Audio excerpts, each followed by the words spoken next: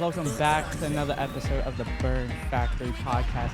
I find boxing, I walked there the next day, I said, I'm never gonna stop. I got to go to church if I want God to help me. That's right.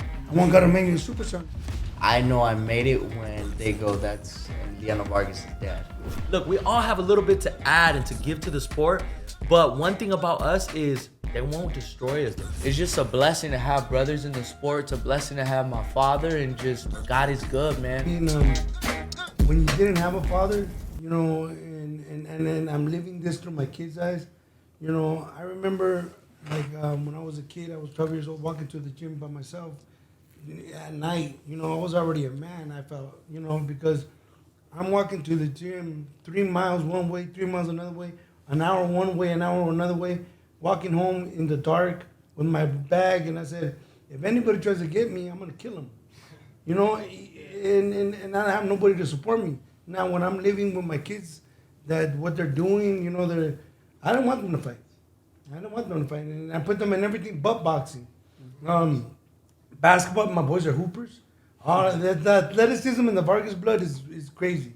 Because my dad, what I knew of him, you know, because he was never really part of my life, he could play soccer. But, you know, these guys, you know, footballs, they were MVPs. They were always, you know, if they didn't score 3 touchdowns a game, each of them, it wasn't a game. and it was for sure 3 touchdowns minimum they would score each game. And so now that I'm living through my kids' eyes, it's a blessing for me. You know, I don't want my kids to fight. My compadre said it like this: Champ, you don't want your kids to fight? I said no. And he goes, okay, who's going to tell your kids they're going to be like their dad? Because I'm not going to tell them. That's right. So what are you going to say then? Yeah. I said, damn, I never heard it like that. So guess what?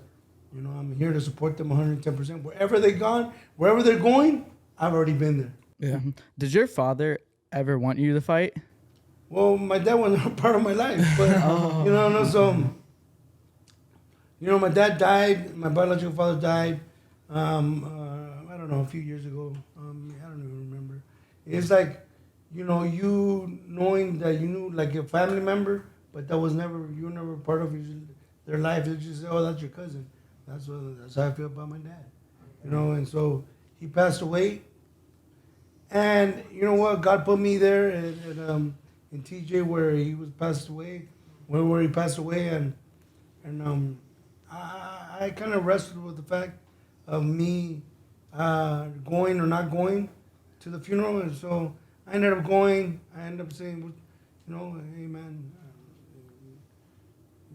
you know, I forgive you, and I wish I hope they made amends with the Lord, and I te watcho, and that was it, and that's all she wrote. And so, you know, when I'm living with my boys, this is amazing. All of them are very talented, very charismatic too. You know what I mean? So at the end of the day, you know, they don't even have to fight. They could be